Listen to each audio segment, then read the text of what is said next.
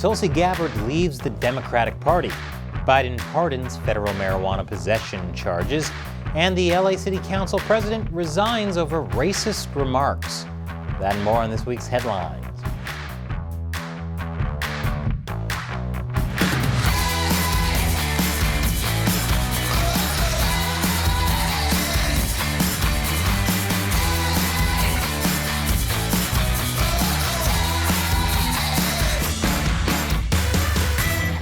Welcome to America Uncovered. I'm Chris Chappell. The FBI warned that fraud scams targeting the elderly are on the rise. Over 92,000 seniors were scammed out of a collective $1.7 billion in 2021. Wow. That's even more than Alex Jones was ordered to pay to the families of Sandy Hook victims. This is a 74% increase from elder fraud in 2020. These scams are mostly done online. Experts say senior citizens make easy targets due to the technological divide. So the next time Grandma tries guilting you into driving 22 miles to her place at 9 p.m. just to reset her Wi-Fi, you can tell her she's better off chucking the modem in the river. I'm just trying to protect my inheritance. I mean you. I'm trying to protect you, Nana. According to data from Immigration and Customs Enforcement, or ICE, the Department of Homeland Security has issued over 250,000 smartphones this year to immigrants who have illegally crossed the border. The phones are trackable. They're given to illegal immigrants before they're released into the U.S., and they're instructed to use the phone to check in with ICE. The system was put in place to try and keep track of the overwhelming number of people illegally crossing the southern border. According to a U.S. Border Patrol chief, immigrants are starting to notice there aren't a whole lot of consequences for crossing the border illegally, so they're coming in higher numbers. There is an assumption if migrant populations are told that there's a potential that they may be released, then yes, you can see increases. Forget lack of consequences, I think it's all the prizes they're receiving.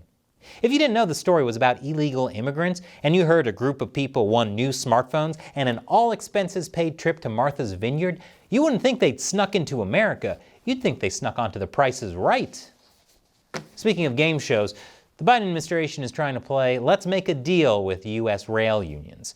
They've been on the verge of a strike for months over working conditions. Last month, the Biden administration reached a tentative deal with freight companies and unions to avoid the first railroad strike in 30 years. However, a strike is now a possibility again, as the U.S.'s third largest rail workers union voted against the deal.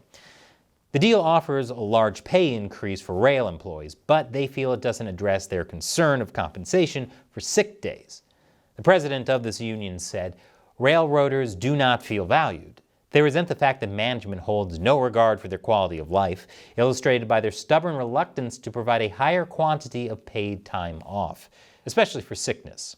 A rail strike would make supply chain problems worse and cost the U.S. economy an estimated $2 billion a day. But on the bright side, a railroad strike could potentially save countless lives of damsels tied to tracks. Okay, maybe not. Man, cartoons made me think that was a much bigger problem than it really is. I mean, it's only happened to me like twice. Speaking of people frustrated at work, Tulsi Gabbard, the former Hawaii congresswoman and presidential candidate, announced she was leaving the Democratic Party. I can no longer remain in today's Democratic Party that's under the complete control of an elitist cabal of warmongers who are driven by cowardly wokeness, who divide us by racializing every issue and stoking anti-white racism, who actively work to undermine our God-given freedoms that are enshrined in our Constitution. Wow, I can't believe Gabbard would call Democrats intolerant and want to leave just because they constantly accused her of being a Russian asset for speaking out against certain aspects of the party. You're gonna need to get some thicker skin, Tulsi. I mean, if I dropped every friend that accused me of being a sleeper agent for a dictator, I wouldn't have any friends left. People on both sides of the aisle celebrated her decision, though. Republicans are happy that she's calling out Democrats. And Democrats are just happy to get rid of her. But while Tulsi left the Democratic Party, she so far hasn't announced she would be joining Republicans. I have to say, this makes Tulsi Gabbard one of the most relatable politicians ever, because who in their 40s hasn't left a party early and turned down an invitation to another one? More after the break. Welcome back. A recent poll found that almost 40% of Republicans said they would blame election fraud if their party lost in the midterms. Wow! Republicans are all crazy conspiracy theorists. At least that's what headlines like this would want you to believe. The actual question in the poll was about whether people feel election fraud is likely or unlikely the reason their party loses. The same poll found that 26% of Democrats said election fraud is likely to blame if their party loses. I'd hate to think what percentage would blame Russian interference. You know, from sleeper agent assets like Comrade Gabbard. The issue here isn't conspiracy theories, it's sore losers. It's kind of like how every time the Cleveland Browns lose a game, which is often, fans never think it's the player's fault. It's always because the ref is blind. Hey, even if the ref was blind, they could still smell how bad the Browns stink. Instead of making excuses, maybe start rooting for better teams. Something that isn't helping accusations of voter fraud is the fact that Colorado mistakenly sent 30,000 mailers to non-citizens, encouraging them to register to vote.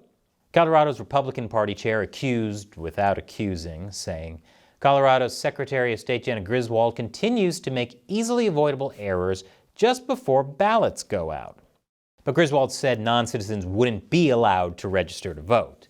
So these mailers were basically just junk mail. Kind of like when people in apartments get ads for lawn maintenance companies. The only difference is that any non-citizen can one day become a citizen, whereas, given the state of the economy, most people in apartments will never be homeowners. Last week, President Biden pardoned thousands of people convicted of federal marijuana possession charges. He also instructed his administration to look into how marijuana is classified. Currently, it's a Schedule I drug. This means it's the most heavily regulated, is seen as being the most likely to be abused, and has no currently accepted medical use. Which is shocking, I know. I mean, those weed doctors in green lab coats selling pot out of a shack next to a hot dog stand on the Venice Beach boardwalk aren't licensed practitioners? Biden also called on state governors to follow suit, saying, just as no one should be in a federal prison solely due to the possession of marijuana, no one should be in a local jail or state prison for that reason either. This could be a small step toward decriminalizing marijuana on a federal level. This news sent stocks in marijuana companies soaring. Wait, something Joe Biden did actually help the economy? Make a wish, everyone.